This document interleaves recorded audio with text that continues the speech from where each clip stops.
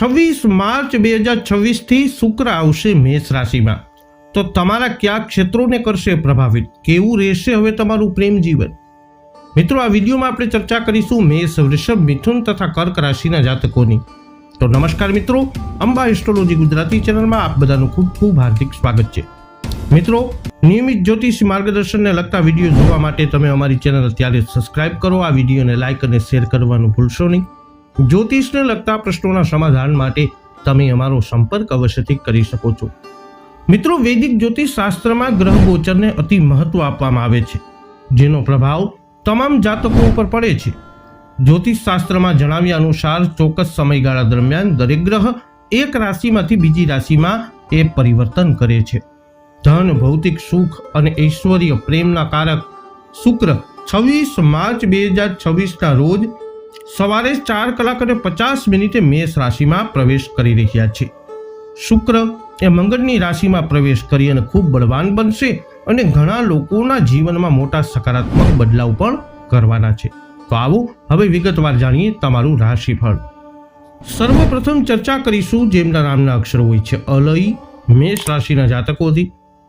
મેષ રાશિના જાતકો માટે તમારા બીજા અને 7મા ભાવના સ્વામી શુક્ર હવે તમારા પ્રથમ એટલે કે લગ્ન ભાવમાં ગોચર કરવાના છે તમારી રાશિમાં। પરિણામે બીજા ભાવના સ્વામી પોતાના ભાવથી 12મા ભાવમાં જવાના છે, જેનો અર્થ એ છે કે જો તમે નોંધપાત્ર રકમ કમાવો છો તો પણ તમે તેને બચાવી શકશો નહીં, કારણ કે તમારા ખર્ચાઓ વધી શકે છે। તમારે તમારા સંબંધોમાં ઉતાર ચઢાવનો પણ સામનો કરવો પડી શકે છે। તમારી કારકિર્દીની વાત કરીએ તો મેષ રાશિમાં શુક્રનું ગોચર તમારા સહકાર્યકરો અને ઉપરી અધિકારીઓ સાથેના સંબંધોમાં તણાવ ઉત્પન્ન કરી શકે છે। જ્યારે શુક્ર મેષ રાશિમાં પ્રવેશ કરે છે ત્યારે ઉપરી અધિકારીઓ તરફથી તમારા પર કામનો ભાર વધી શકે છે। તમને કામ પર પણ સમસ્યાઓનો સામનો કરવો પડી શકે છે, જે તમારી પ્રગતિને અસર કરી શકે છે અને તમને ઈચ્છિત નફો પ્રાપ્ત કરવામાં અવરોધ લાવી શકે છે। નાણાકીય દ્રષ્ટિએ જોઈએ તો તમારા ખર્ચ તમારી આવક કરતાં વધી શકે છે, જેના કારણે તમારી કમાણીની ક્ષમતામાં ઘટાડો થઈ શકે છે। તમારા પ્રેમ જીવનમાં પણ આનંદનો અભાવ આવી શકે છે, જે સંભવતઃ તમારા સંબંધોમાં સુમેળના અભાવને કારણે આવું થઈ શકે છે। સ્વાસ્થ્યની વાત કરીએ તો શુક્રના ગોચર દરમિયાન મેષ રાશિના વ્યક્તિઓએ આંખમાં દુખાવો અથવા બળતરાનો અનુભવ થઈ શકે છે, જે નબળી રોગ પ્રતિકારક શક્તિનું પરિણામ હોઈ શકે છે। હવે વાત કરીશું જેમના નામના અક્ષરો હોય છે બવ, વૃષભ રાશિની। વૃષભ રાશિના જાતકોની કુંડળીમાં પ્રથમ ભાવ અને 6થા ભાવના શાસક શુક્ર હવે તમારા 12મા ભાવમાં ગોચર કરશે અને પરિણામે આધ્યાત્મિકતા તરફ તમારો ઝુકાવ વધી શકે છે। પરિણામે તમે ભવિષ્ય વિશે ચિંતિત થઈ શકો છો। વધુમાં આ સમયગાળા દરમિયાન તમારે ઘણી મુસાફરી પણ કરવી પડી શકે છે। કારકિર્દીના ક્ષેત્રમાં જોઈએ તો શુક્રના મેષ રાશિમાં ગોચર દરમિયાન તમારા કાર્યભાર વધી શકે છે અને સકારાત્મક પરિણામો પ્રાપ્ત કરવા માટે તમારે તમારા સમયનું કાળજીપૂર્વક સંચાલન કરવાની જરૂરત પડશે। વ્યવસાયની વાત કરવામાં આવે ત્યારે તમારે નુકસાન થઈ શકે છે, કારણ કે તમારી પાસે એકાગ્રતા અને આયોજન બંનેનો અભાવ આવી શકે છે। શુક્રના ગોચર દરમિયાન તમારી બેદરકારીને કારણે તમને આર્થિક નુકસાન થઈ શકે છે। તમારા અંગત જીવનમાં તમારા જીવન સાથી તરફથી સહયોગ ન મળવાને કારણે તમે નાખુશ અને હતાશ થઈ શકો છો। તમારા સ્વાસ્થ્યની વાત કરીએ તો તમને તમારા પગમાં સતત દુખાવો આ સમય અવધિમાં થઈ શકે છે, માટે કાળજી રાખવી જરૂરી છે। હવે વાત કરીશું જેમના નામના અક્ષરો હોય છે ક, છ, ઘ, મિથુન રાશિની।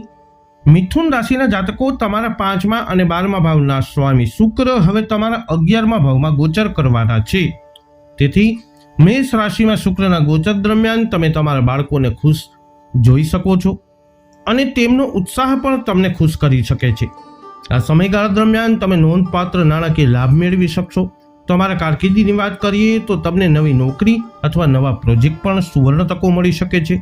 વધુમાં તમને સ્થળ પર કામ કરવાની અથવા વિદેશમાં કામ કરવાની તકો મળી શકે છે, જે ફળદાયી સાબિત થશે।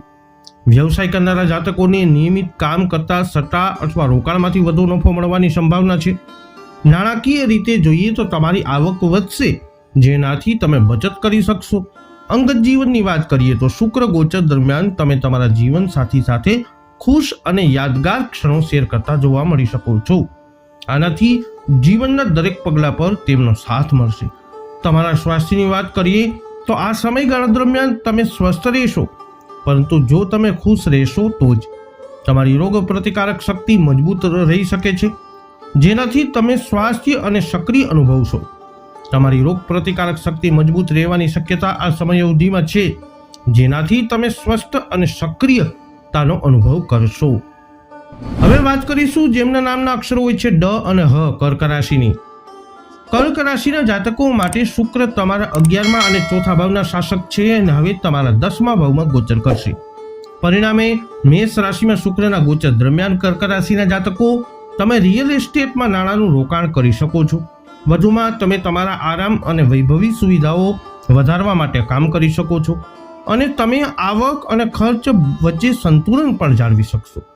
કારકિર્દીની વાત કરીએ તો મેષ રાશિમાં શુક્રનું ગોચર કામ પર દબાણ વધારી શકે છે.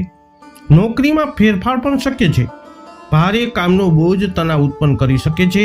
વ્યવસાયિકોને નફો વધારવામાં મુશ્કેલી પડી શકે છે અને જો નફો પ્રાપ્ત થાય તો પણ લાંબા ગાળા માટે તેને જાળવી રાખવું મુશ્કેલ બની શકે છે. નાણાકીય રીતે જોઈએ તો તમારી નાણાકીય સ્થિતિ મજબૂત રહેશે, પરંતુ ખર્ચમાં અચાનક વધારો તમને ચિંતા કરાવી શકે છે. તમારા અંગત જીવનમાં તમારા જીવનસાથી સાથે સંકલનનો અભાવ કેટલાક ઉતાર ચઢાવ અને મતભેદનું કારણ બની શકે છે, જે તમને પરેશાન કરી શકે છે. તમારા સ્વાસ્થ્યને લઈ માથાનો દુખાવો અને હાઈ બ્લડ પ્રેશર તમને પરેશાન કરી શકે છે, તેથી તમારી સ્વાસ્થ્યનું તમારી જાતનું ધ્યાન રાખવું જરૂરી છે. તો મેષ, વૃષભ, મિથુન તથા કર્ક રાશિના જાતકો વૈદિક જ્યોતિષશાસ્ત્ર અનુસાર 26 માર્ચ 2026થી શુક્રનું મેષ રાશિમાં ગોચર તમારી રાશિ પર કંઈક આવો કરી શકે છે પ્રભાવ. આ વિડીયો અંગેના તમારા અભિપ્રાય, તમારા મંતવ્ય કોમેન્ટમાં જણાવજો. વિડીયોને લાઇક કરજો, શેર કરજો. હજુ સુધી આપે અમારી ચેનલ સબસ્ક્રાઇબ ન કરી હોય તો અવશ્ય કરી લેજો. ફરી મળીશું નવા વિડીયોમાં. જય અંબે.